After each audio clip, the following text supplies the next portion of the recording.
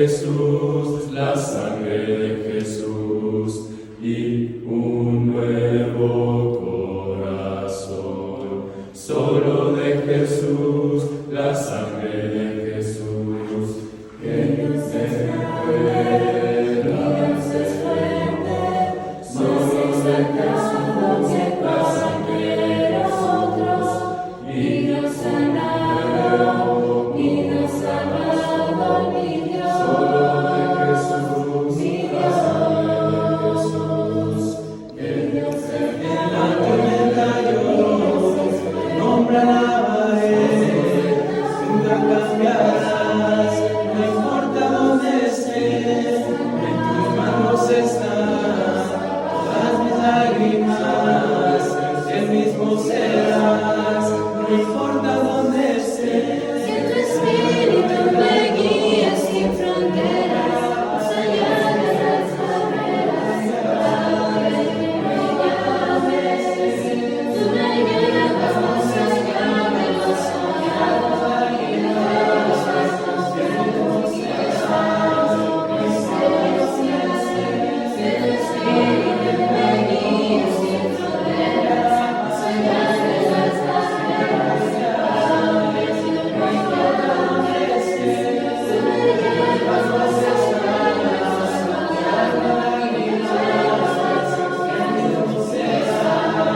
y de los pasos que hemos llevado, mis gracias.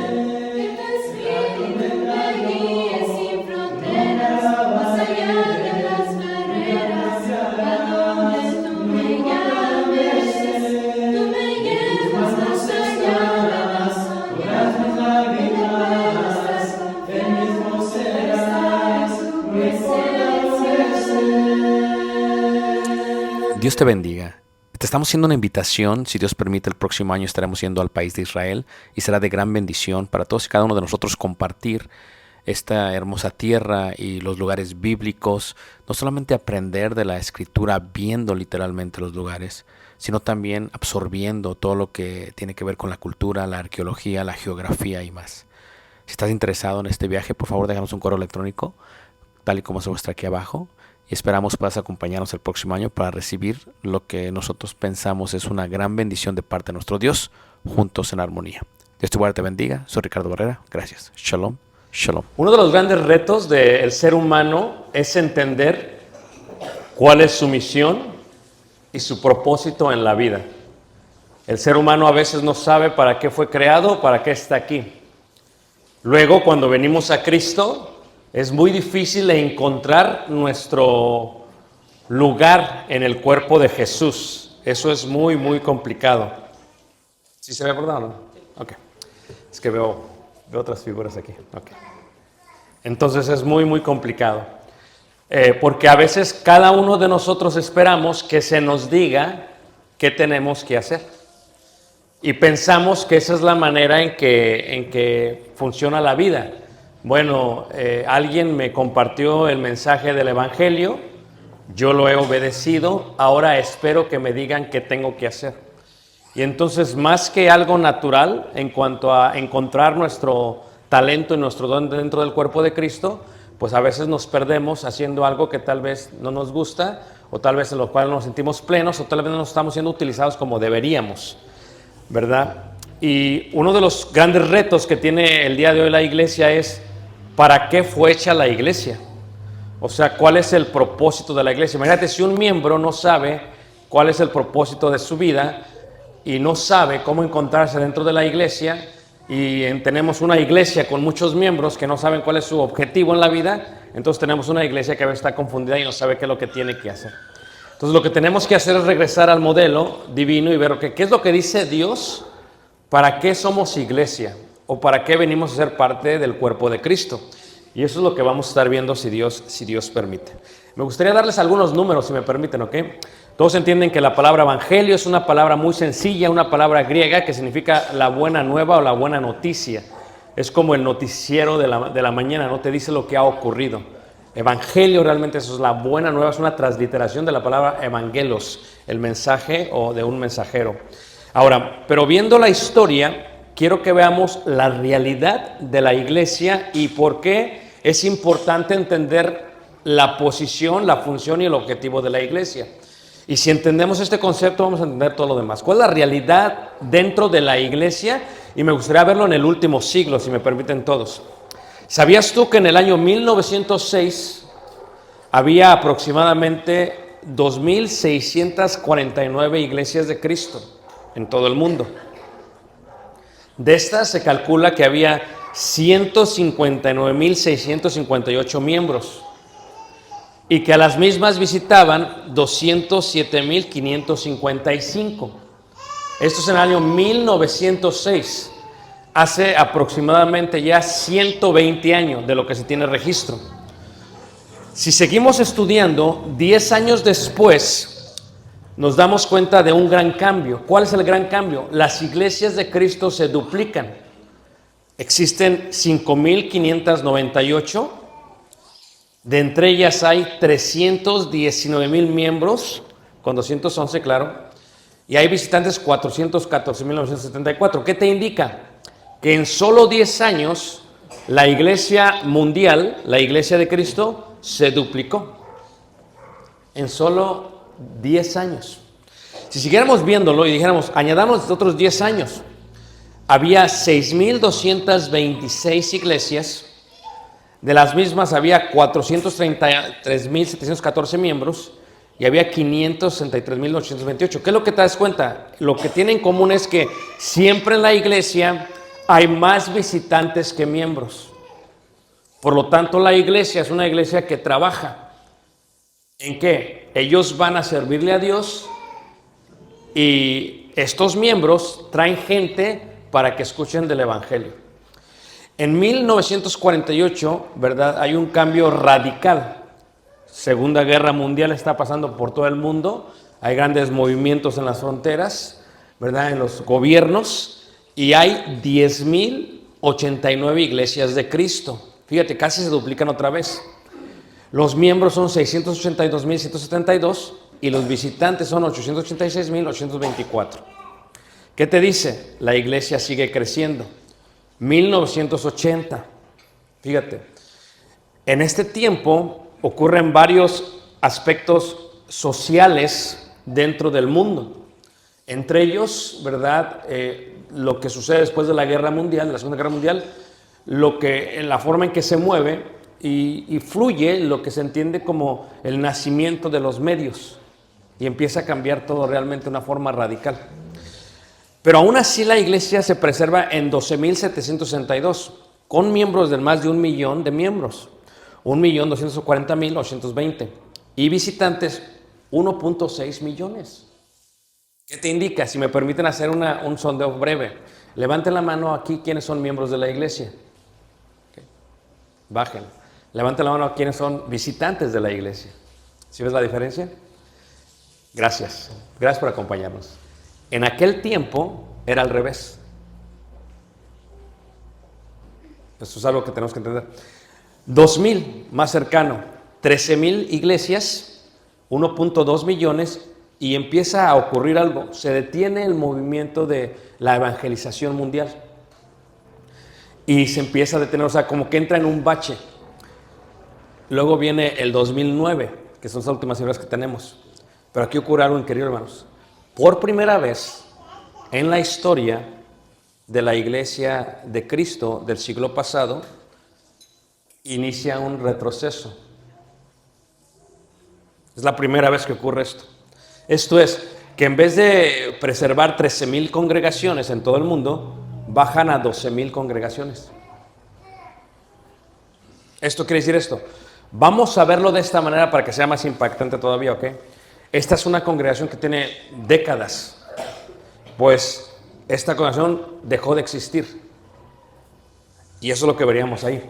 Dejan de existir aproximadamente 400 iglesias. Pero no eso es lo que es alarmante, es el número de miembros. O sea, en menos de 9 años no murieron estos miembros. O sí murieron algunos. Muchos de ellos fueron al mundo, o muchos de ellos, ¿qué pasó, hermanos? Dejaron la iglesia del Señor. Y esto es lo más alarmante, hermanos. Aún sigo habiendo visitantes, pero no como antes. Entonces, el contexto que debes tú ver es este. La iglesia de Cristo dejó de entender su funcionamiento dentro de la sociedad. ¿Para qué venimos aquí? ¿Cuál es nuestro objetivo? ¿Cuál es nuestro propósito? ¿Ok? Si ves tú la Biblia, el objetivo de la iglesia está basado en 4 cosas. Solamente en eso se mueve. Todo lo que la iglesia hace debería de estar enfocado en una de esas 4 cosas. Y si no está, deberíamos de regresar al punto. El ejemplo que les quiero dar es, ¿recuerdan ustedes cuando están los israelitas y salen de Egipto? Dice la Escritura, en 1 Corintios capítulo 10, y también dice en Levíticos, que dice que 10,000 de ellos se pusieron de pie, bebieron, comieron y perecieron. ¿Qué quiere decir esto? Hicieron una gran fiesta, pero la fiesta no había sido ordenada por Dios. Hicieron muchísima comida, pero no tenían el objetivo que Dios quería que tuviese. Y lo que nos indica esto es que en la iglesia todo lo que hace debe estar enfocado en 4 puntos, y si no está, deberíamos reconsiderar lo que se está haciendo. Número 1, la iglesia está colocada aquí para glorificar a Dios. Esto es, cuando tú te casas, no te casas para ser feliz. Te casas para glorificar a Dios en tu matrimonio. Cuando tú naces, como imagen y semejanza naces para glorificar a Dios. Y cuando pierdes la comunión, cuando llegas a la juventud y eres restaurado por el Evangelio, estamos creados para glorificar a Dios. Esa es la razón de nuestra existencia. Número 2, estamos aquí para alcanzar. Para alcanzar, esto es, tenemos que compartir con la gente el mensaje de la buena noticia. Número 2. Número 3, estamos aquí para preservar, no para retroceder, no para perder, para preservar. De nada sirve que evangelicemos mucha gente si toda la gente que evangelizamos se regresa al mundo. De nada sirve que compartamos el Evangelio si el Evangelio como base solamente es la idea del bautismo y se pierde el fundamento que es el arrepentimiento. El arrepentimiento es la base esencial del Evangelio, no el bautismo. Y muchos pensamos que es el bautismo como que el objetivo. No, es simplemente parte del todo. Cuando alguien se bautiza, no logramos el objetivo, es parte del todo. Y número 4, estamos aquí para llegar al final. No solamente preservar aquello que se había perdido y es encontrado, sino que individualmente estamos aquí para que cada uno llegue. Si llegamos solos, no hicimos buen trabajo, no hicimos lo que Dios quería. 4 puntos, ¿ok? Ahora, veámoslo de esta manera. Si el primer punto es glorificar, ¿está basado en qué? En Mateo 5:16 dice, así alumbre vuestra luz delante de los hombres, para que vean vuestras buenas obras y glorifiquen a vuestro Padre que está en los cielos. ¿Cuál es el punto? Que la iglesia está aquí para ser sal de la tierra, luz del mundo. Estamos aquí para dar un testimonio, para enseñar cómo se debe vivir la vida. Para eso estamos aquí.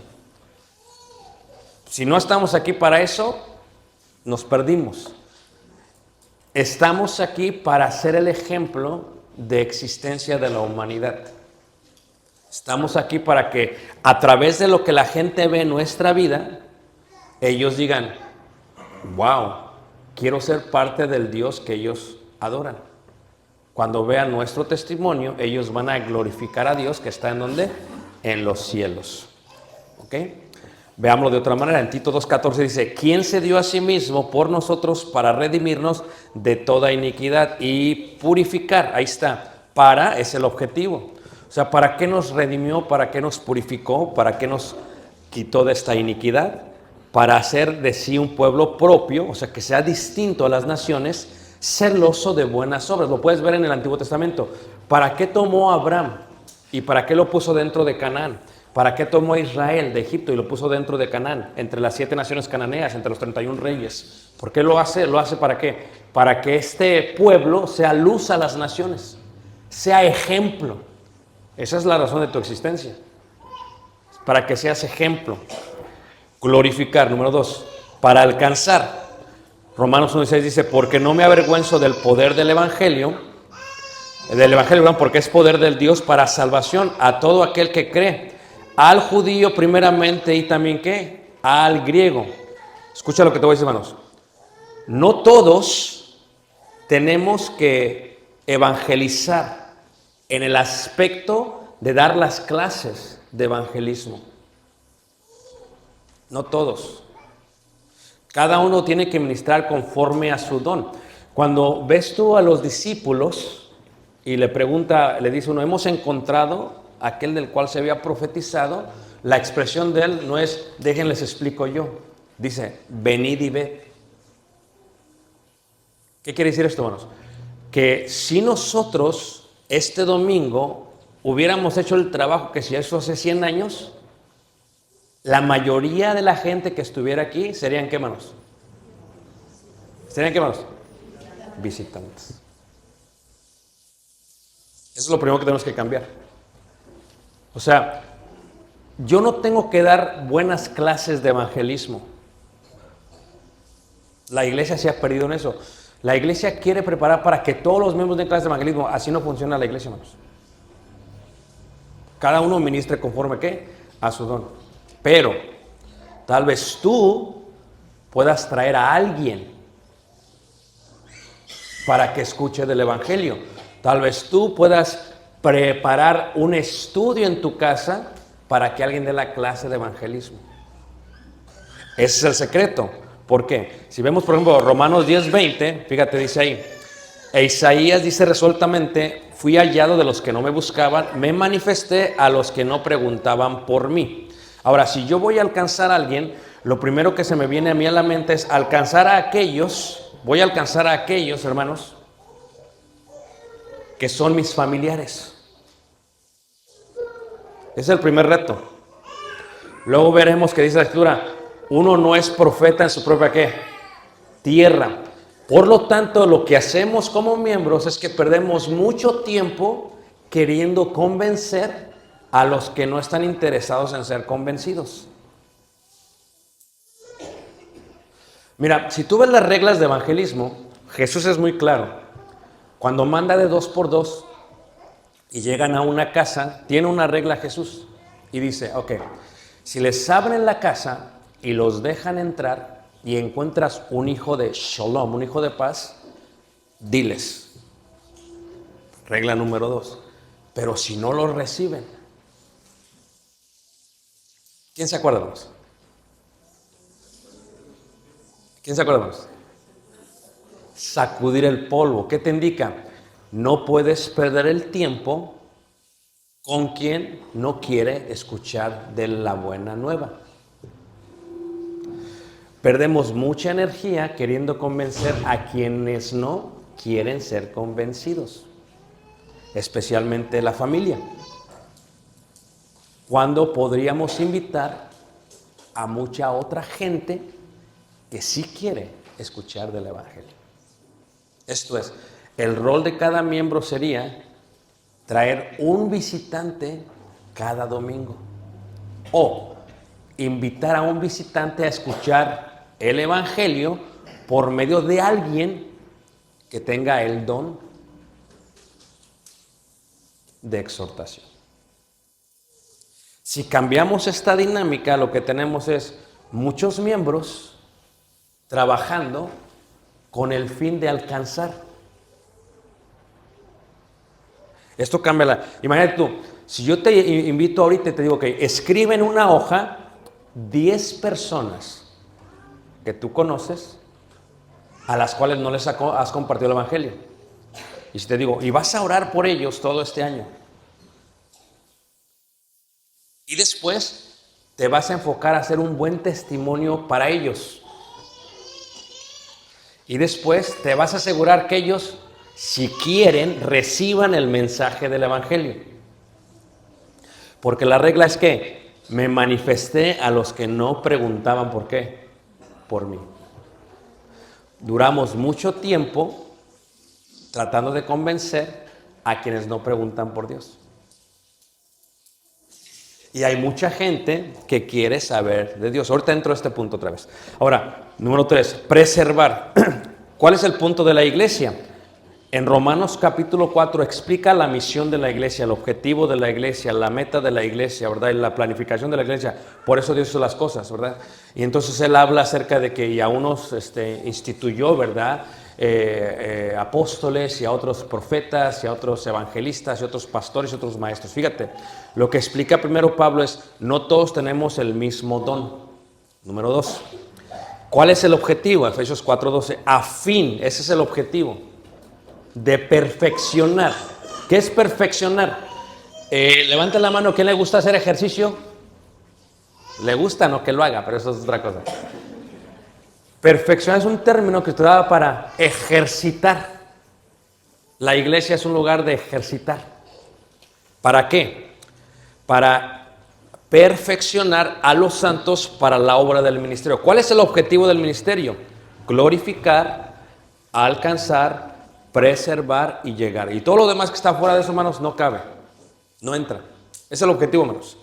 Tiene que estar bien planteado eso, que todo lo que hagamos tiene que tener con eso. Ahora, para la edificación del cuerpo de Cristo, hasta que todos lleguemos a la unidad de la fe y del conocimiento del Hijo de Dios, a un varón perfecto, a la medida de la estatura de la plenitud de Cristo, que ya no seamos niños fluctuantes, llevados por doquiera de todo viento de doctrina, por estratagema de hombres que para engañar emplean con astucia las artimañas del error. ¿Cómo preservamos? Yo hablaba acerca del arrepentimiento. Fíjate qué tan importante, hermanos. Cuando uno comparte el evangelio, el enfoque de los apóstoles fue arrepentíos, convertíos. No, el enfoque de ellos no fue bautícese todavía. No. Ellos se predicaban la conversión. ¿Ok? Y nosotros a veces nos enfocamos mucho en cuántas personas fueron bautizadas. Pero te voy a decir cómo va de la mano esto. Cuando una persona se convirtió, se arrepintió y lo hizo correctamente, hermanos, tiene más posibilidades de preservar en el camino de Dios. ¿Por qué pasa? Una persona se bautiza y sale y sigue viviendo el mismo estilo de vida. ¿Qué te dice eso?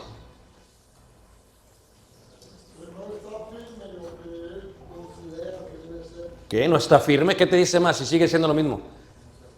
No se arrepintió. Normalmente es la gente que deja de ir después a la iglesia. Pero la pregunta es esta. ¿No se arrepintió? ¿Por qué? ¿Enseñamos bien el evangelio? Porque el evangelio es muerte, sepultura y ¿qué? Y resurrección. ¿Y la sepultura es qué, hermanos? Muerte, es cambio. Para preservar tenemos que enfocarnos totalmente en ello. Pero ¿por qué no nos enfocamos? Viene otra pregunta, hermanos. Y se escandalizaban de él, pero Jesús le dijo, no hay profeta sin honra, sino en su propia tierra. Regresamos a este punto. Ahora, ¿cuántos de ustedes quieren que su familia sea salva, hermanos? Levanten la mano. ¿Cuántos quieren, hermanos? Todos. Por lo tanto, toda la vida, como miembro, te preocupas porque tu familia sea salva. Déjalo cambio de esta manera. Si te preocuparas de la misma manera por todos los seres humanos, ¿cuánta gente alcanzaríamos? Esto es, lo veo de otra manera, ¿ok? ¿Cuántos de nosotros estamos dispuestos a viajar? Si somos de otro estado de la República, vamos hasta allá para predicar, ¿qué menos? El evangelio. O sea, fíjate el concepto. Vamos hasta allá. Tenemos el vecino, pero vamos más para allá. Porque lo primero a cambiar, ahora un poquito más de estos sermones, que tenemos que cambiar más la forma en que vemos a la gente. Para que el evangelio, hermanos, sea compartido con todos, tenemos que recordar que no hay profeta en su propia tierra. ¿Qué quiere decir esto, hermanos? Uno va a ser más efectivo con los que no son de qué, hermanos. ¿De qué manera? De su casa. ¿Por qué? Porque, por ejemplo, si yo llego, soy el menor de 4 hermanos, si yo llego predicando, siempre me van a ver como niño. ¿Tú qué me vas a enseñar a mí? Pero si llego a un lugar donde no me conocieron creciendo, ya tienes un aspecto distinto. Veamos. Si hacemos esto, entendemos el concepto de preservar. Veámoslo en el concepto de siervos, ¿ok? La palabra siervos es esclavo, ¿no? Esclavo significa siervo. Era alguien que era comprado por un dueño, ¿eh? Nosotros somos siervos que servimos a Jesús, pero tenemos varios talentos. Cada uno ministre conforme a su don. Hay gente que se le hace bien fácil dar. Romanos 12 dice, hay gente que da y que lo tiene que dar con liberalidad. Hay gente que los registraron en Torreón, pero que nacieron en Monterrey. Y la gente de Monterrey son qué, manos. ¿Son qué, manos? No lo dije yo. Son cuidadosos del dinero. Alfredo, ya veo dónde está Alfredo, ¿no? Muy cuidadosos del dinero. Ahora entiendo todo porque nació en Monterrey. Pero ¿qué pasa? Hay gente que le cuesta trabajo dar. Ahora, cuando ves el evangelismo, ¿pondrías todo detrás de una persona que sabe evangelizar? Ya lo vemos en equipo. Cada uno ministre conforme a su don. Todos tenemos talentos diferentes. Esto es, ve la iglesia de Cristo en el primer siglo. ¿Pablo crees tú que era un excelente evangelista, hermanos? ¿Sí o no, hermanos? Increíble, ¿a poco no? ¿Cómo es que Pablo llegó a tantos lugares?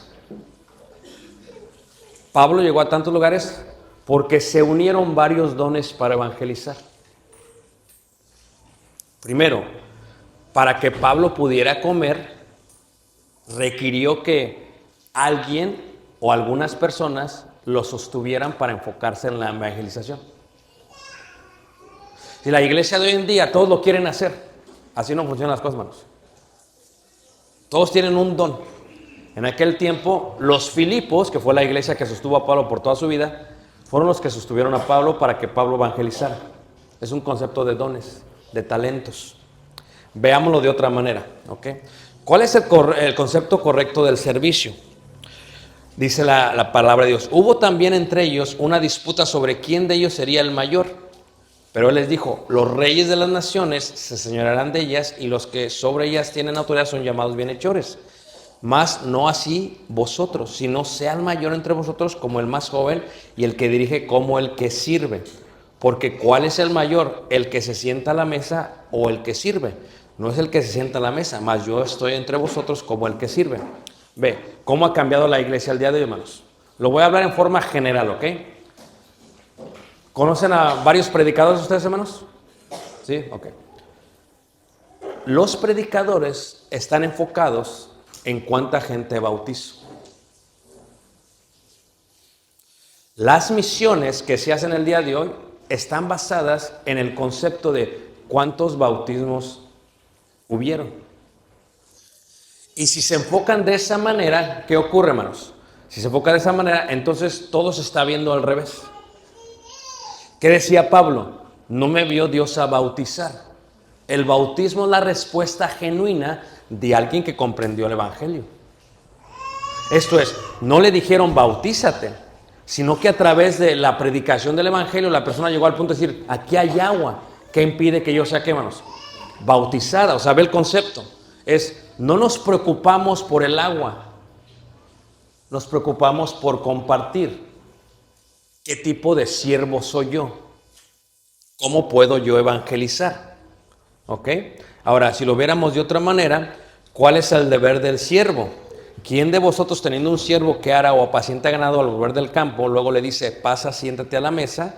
No le dice más bien, prepárame la cena, cíñete y sírveme hasta que haya comido y bebido, después de esto come y bebe tú. ¿Acaso da gracias el siervo porque hizo lo que se le había mandado? Pienso que no. Así también vosotros, cuando hayáis hecho todo lo que os ha ido ordenado, decid, siervos inútiles que somos. Fíjate, si el punto es alcanzar, no importa si yo soy el que los alcanzo. No es una competencia, yo traje más visitantes. No es una competencia, yo trabajé con él, yo lo quiero bautizar. No, o sea, tenemos que quitarnos eso de la mente. Esa es la primera cosa. Pablo dice, si lo hace la gente y predica por envidia, no importa con que la gente esté, ¿qué, hermanos? predicando, ¿qué manos? Como iglesia en la Cortés se tienen que preguntar, ¿van a medir la efectividad del ministerio de Cristian basado en bautismos? Número 2, ¿vamos a comparar el ministerio de Cristian con el de Alfonso? Alfonso, ¿sí? ¿Basado en ello? No. Porque el edificio se puede llenar, pero puede estar lleno de gente que no está convertida. Entonces, ¿cuál es el trabajo de la iglesia? Servir. ¿Cómo vamos a servir? Ahora, hay 3 tipos de personas en la iglesia, ¿ok? 3 tipos de personas. Número 1, el primero. Número 2, el segundo. Y número 3, el tercero. Número 2. Está el siervo, hermanos, que solamente piensa en iglesia. 4 puntos. Número 1, glorificar. Número 2, ¿qué, hermanos? Alcanzar. ¿Importa dónde? Hermanos, ¿importa dónde? No. Si la persona es alcanzada en Egipto o es alcanzada en Argentina, lo que importa para ella es que alcancemos. La iglesia es como que no, lo que importa es que yo tenga más miembros que los de la iglesia de acá. Fíjate cómo ha cambiado todo, hermanos. No, eso no importa.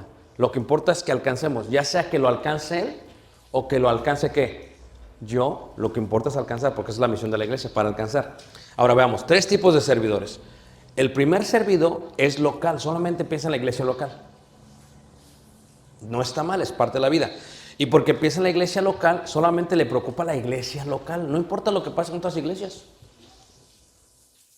Y porque está pensando en eso, pues solamente se enfoca en la congregación y en la comunidad local. Primer tipo de siervo. Número 1. Segundo tipo de siervo. ¿Ok? El segundo tipo de siervo es el que, bueno, vamos a ver aquí. Es aquel que piensa en el reino, que piensa en un aspecto mundial. Si la misión de la iglesia es evangelizar y tú eres un siervo que piensa en el reino, no solamente en la iglesia, vas a ver más allá de las fronteras de la ciudad de Ensenada.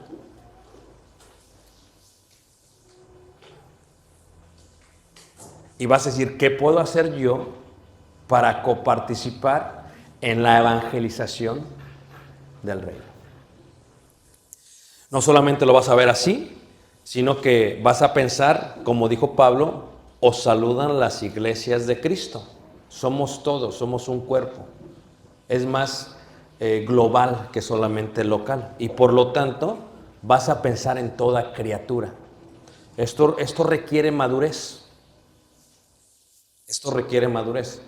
Cuando uno viene a Cristo, si eres mamá, te preocupas en tus hijos. Y toda la vida puedes preocuparte en ellos, aunque no quieran saber del evangelio. Y la gente a tu alrededor se está muriendo sin Dios, sin Cristo y sin esperanza. Eso requiere madurez. Si puedes gastar la misma energía, los mismos recursos y al mismo tiempo en otras personas, ¿cuánta gente podrías alcanzar?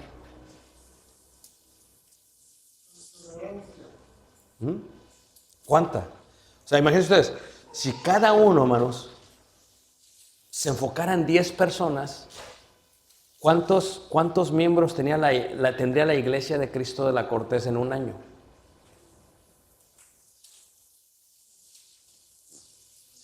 A ver, hermanos.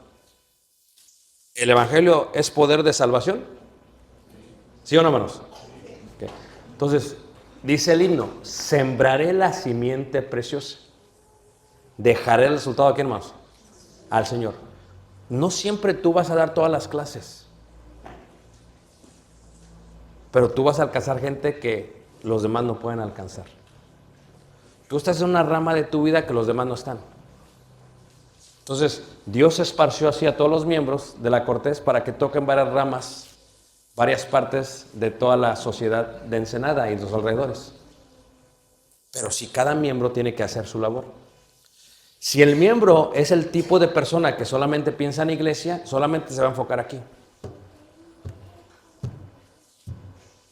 Pero si el miembro es el tipo de persona que piensa en reino, Su mente va a qué, hermanos.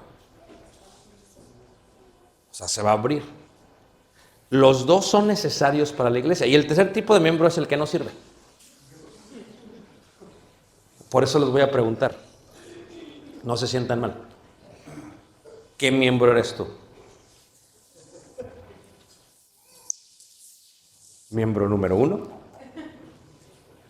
¿Miembro número 2? ¿O miembro 3? Es importante contestarlo. Es importante contestarlo. Porque si no lo contestamos, pasamos toda la vida sin coparticipar en la misión de la iglesia, en el objetivo del pueblo de Dios. ¿Qué miembro eres tú? Esto es, ¿eres un miembro que piensa en iglesia? Una persona que piensa en iglesia, ¿qué? Me seréis testigos en Jerusalén. Está bien, se requieren. O eres un miembro que piensa en el reino. Todo el mundo. Pablo decía, y de esta manera me esforcé a predicar el evangelio, no donde Cristo ya hubiese sido nombrado para no edificar sobre fundamento ajeno. Pablo era un siervo del reino. No lo podías contener a un lugar. Pedro era un siervo de iglesia. Estaba en Jerusalén. Desde ahí mandó la carta. Y Pablo dice Pablo, ya prediqué aquí, ahora lo que sigue. Ya prediqué aquí, ahora lo que sigue. Pero para que Pablo pudiera hacer eso necesitaba apoyo. No solamente de quien iba con él, sino de quién lo va a sostener, quién lo va a cuidar. Y todos esos aspectos se unen, hermanos, para que Pablo pudiera hacer lo que Pablo hizo en el reino. Su inicio de Pablo fue uno que sería un gran instrumento para la obra de Dios. Yo conozco hermanas, por ejemplo, hermanos, que son buenísimas para invitar. Conozco una hermana en Ciudad de México, ¿ok? Y la hermana es buenísima para invitar, hermanos. Para dar evangelismo, malísima. Malísima, no. Pero para invitar, hermanos. O sea, la hermana dice, ¿sabe qué? Venid y ved. Venid, y invita, y ella conoce, invita. Y la iglesia ha crecido, porque solamente ha tenido este crecimiento, porque la hermana está sirviendo en ese aspecto. No que tienes que ser una excelente Pabla, predicar como Pabla, ¿no? Pero si pudieras invitar, es lo único que puedes hacer y lo haces bien, haz eso. Haz eso. No puedes tú en la iglesia, imagínate, tú pones a alguien a que evangelice cuando no, se traban. Pero si esa persona invita a alguien, oye, ven, vamos a estudiar en mi casa. Si esa persona se enfoca en la primera parte, que es glorificar un buen testimonio, dice la escritura en 1 Pedro 3 que sin palabra va a convencer ¿a qué? A muchos. Oye, esa mujer pues va a la iglesia de ahí, al del edificio blanco, y dirá, no es chismosa, no es metiche, ayuda a todos, tiene su casa bien limpiecita, a sus hijos, mira, bien educados. Eso llama la atención. Y eso hace que una persona evangelice sin decir, ¿qué, hermanos? Palabra. Por eso el primer punto es glorificar. ¿Cuál es nuestro testimonio ante todos? Si una persona piensa en el reino como lo hacía Pablo, Pablo servía al rey en el reino, y Pablo servía a la iglesia en Jerusalén, y Pablo servía en todo lugar, en todo tiempo, con sus dones, porque Pablo entendía cuál era. O sea, Pablo lo que quería hacer, hermanos, quería vestir a todos. Era una persona así como, es más, yo ya me lo imagino, llegaba a la casa de alguien y estaban viendo fútbol y estaba jugando el Cruz Azul y hablaba de fútbol para ganarse a los que hablaban de fútbol. Es lo que hacía Pablo, hermanos. Se hizo a los siervos para ganarse a los siervos, se hizo a los judíos. O sea, tiene una persona que saber de todos los aspectos para poder entrar con alguien. Pero si no sabes de todo, ¿por qué no invitar? El reto que tendría la corte sería, si nos enfocamos más en conversión que en bautizar, cambia todo el aspecto de la iglesia. Porque cuántos se han metido, pero no se convirtieron, hermanos. No se arrepintieron. Pero aquellos que sí se arrepintieron dicen, ok, esta era la vida que yo tenía antes, entienden que su labor es, voy a glorificar a Dios, y entonces vamos a empezarnos a mover para que todos sean vestidos con la santidad de Dios y que todos prediquen la muerte de Jesús y la sepultura y la resurrección. Y entonces empieza a cambiar todo, hermanos. Hay un aspecto distinto. Estamos ante un tiempo muy peligroso, un tiempo de retroceso. No le tocó vivir esto a los hermanos de los 50, ni a los hermanos de la década, ¿verdad?, de 1910, 1920. Nos tocó vivirla a nosotros, hermanos. Ahora, quiero preguntarte, ¿por qué crees que la iglesia está en retroceso?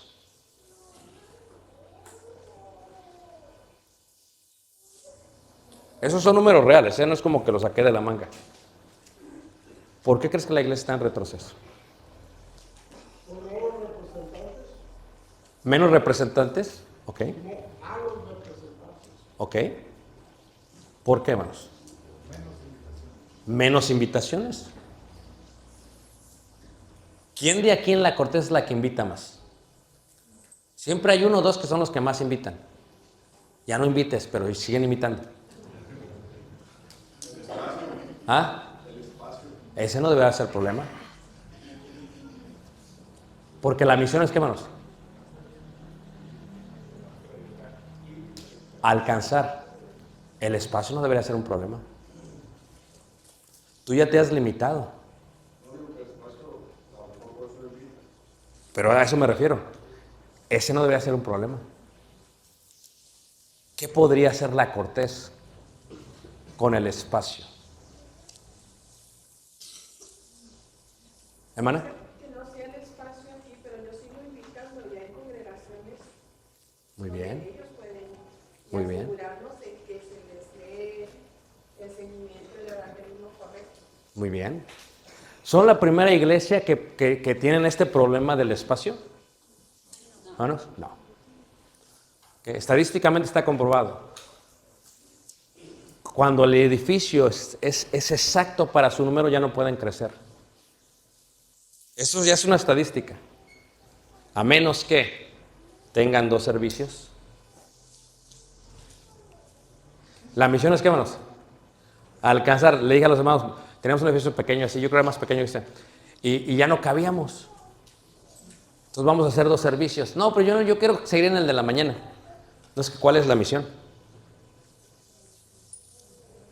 No es que no dice ahí que yo siga en la mañana con el grupo de la mañana.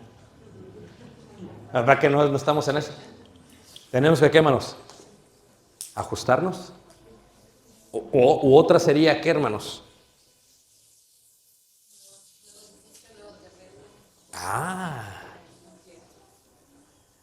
Permítanme con la confianza que me tienen.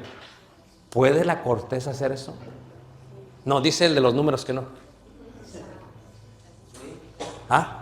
Sí se puede, o sea, aquí ya entran puntos de que ¿cómo le hacemos? O sea, esa es la parte. Si la misión es alcanzar, vamos a ver qué podemos hacer para alcanzar. Porque dices, es que si invito a mis hijos y luego van a ver cosas que ni a mí me gustan ver, ¿para qué los invito? Uno es el que ya se está poniendo, ¿qué menos? Tu misión no es, pues excúsate. Tu misión es ¿qué? Ir y predica, comparte. Ya sea que seas, una vez más, alguien que sirve en forma local, alguien que piensa en la iglesia o alguien que piensa en el reino. Pero estamos al punto, ¿qué tipo de cristiano eres tú? Porque yo decía que es glorificar, alcanzar, preservar y ¿qué, hermanos? Esta es la parte más importante, hermanos. Esa es la parte. Pero antes de entrar al punto de llegar, reitero esta pregunta. ¿Qué tipo de cristiano eres tú? Muchas veces dice la gente, ¿cuánta gente has traído a Cristo? A veces es esa pregunta que nos incomoda. Porque dices, no, pues nada más yo. Pero ¿cuánta gente has traído a Cristo? ¿Cuánta gente conoces en el trabajo, en la escuela? ¿Vas a la escuela, ¿no? ¿Cuánta gente conoces en la escuela? ¿Cuántos son los estudiantes de tu clase? Te voy a preguntar, no aquí porque, ¿para qué te sientes ahí?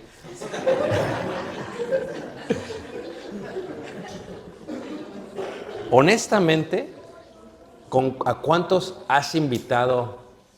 Honestamente, o sea, aquí estamos ante Dios y no vas a mentir. ¿Cuántos has invitado, que no una que querías de novia, cuántas has invitado a la iglesia? ¿Ah? ¿Por qué?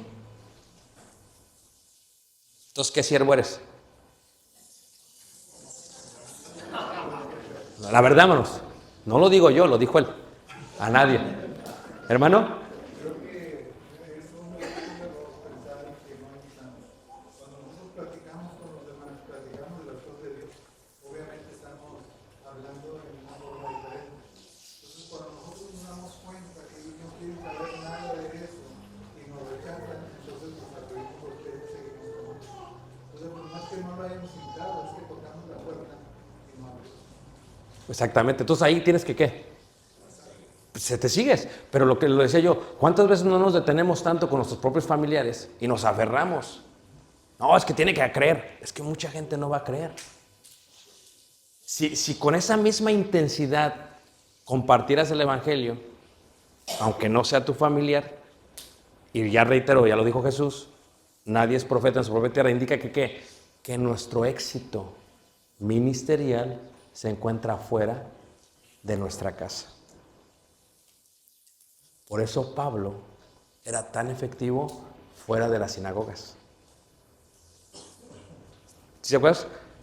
El evangelio es poder de salvación a todo aquel que cree. Y fíjate cómo Pablo se pone. Al judío ¿qué? Primeramente, pero luego dice Pablo. Y también al griego. ¿Qué? Acepta Pablo que es un apóstol de los gentiles. Que era más eficaz fuera que dentro. No te preocupes. ¿Vas el lunes a la escuela mañana? El martes. ¿A cuántos tienes que invitar? No, empieza con uno tampoco. Uno. Muy bien. Hermano, ¿qué dice algo? ¿Qué pasa con la perseverancia? Cuando alguien no quiere escuchar o no quiere saber qué tenemos que hacer, no es perseverar, tratar de convencer. Sí puedes, pero regresamos al punto esencial de nuestro maestro. ¿Qué enseñó Jesús? ¿Qué enseñó Jesús? Porque es mi maestro, es nuestro maestro. Jesús dijo, si no te reciben, sacúdete y vete. Porque no es que no te reciban a ti. ¿A quién nos están recibiendo, hermanos? A Jesús. Y la iglesia, escuchen lo que voy a decir, hermanos, esto es lo clave. Pasa más tiempo excusando el mal testimonio de sus miembros que predicando el evangelio. Pasa más energía, hermanos, tratando de convencer a los que no quieren ser convencidos. Si lo volteamos y decimos, fíjate, Pablo llegaba a una sinagoga, vamos al ejemplo de Pablo, trató, sí, primer sábado, segundo Shabbat, tercer sábado, ¿y qué decía? No me hicieron caso. ¿Qué decía, hermanos? ¿Qué hacía Pablo, hermanos? ¿Sí iba a quién, hermanos? A los gentiles. Y él lloraba por los de su nación. Esto es un concepto de madurez. Y una vez que había terminado Pablo en un lugar, o sea, ¿cómo es tu salón? ¿1E o cómo es ahora? ¿Cómo es tu clase? ¿Cómo se llama tu clase?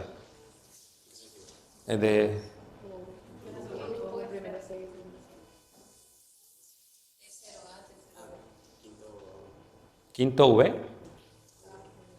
¿Quinto AV? Quinto B.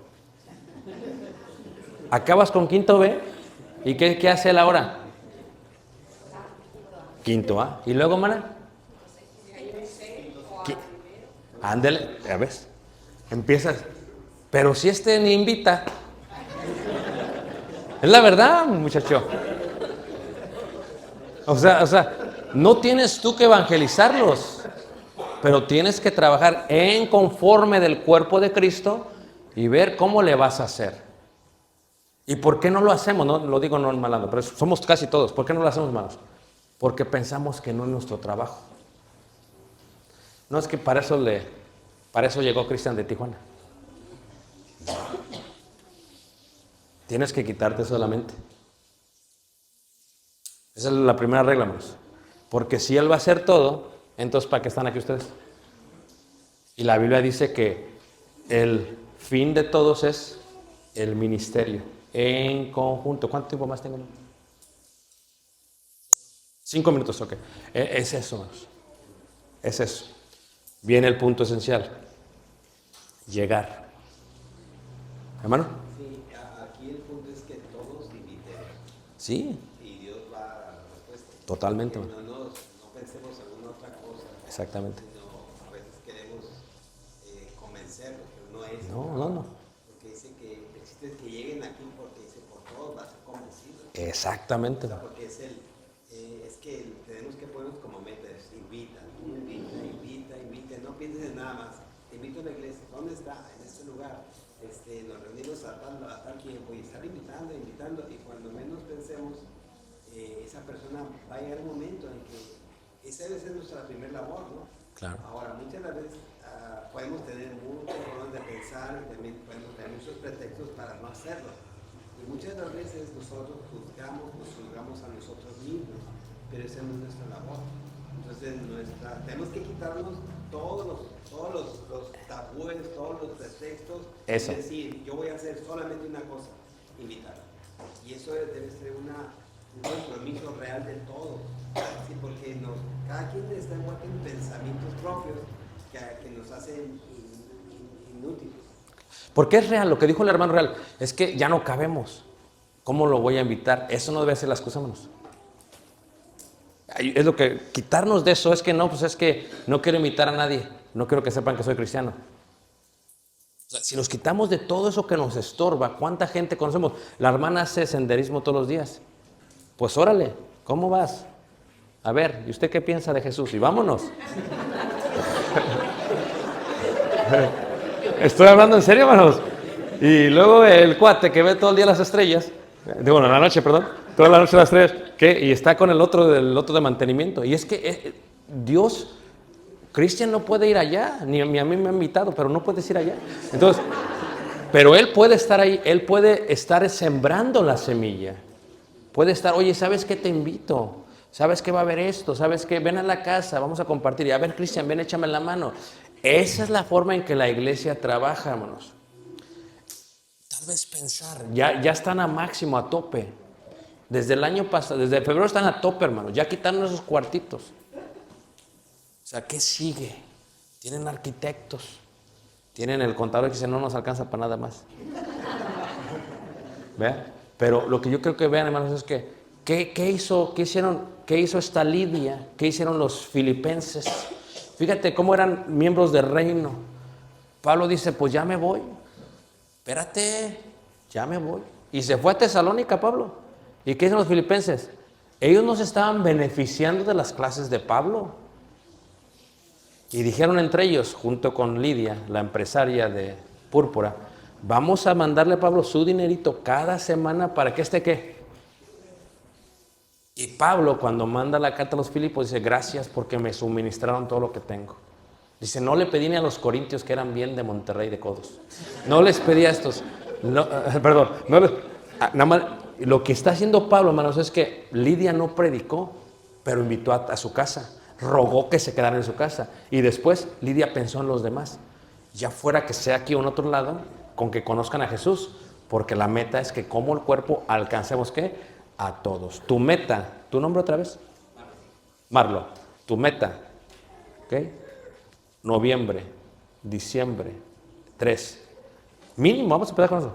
Tiene que traer un muchacho cada domingo.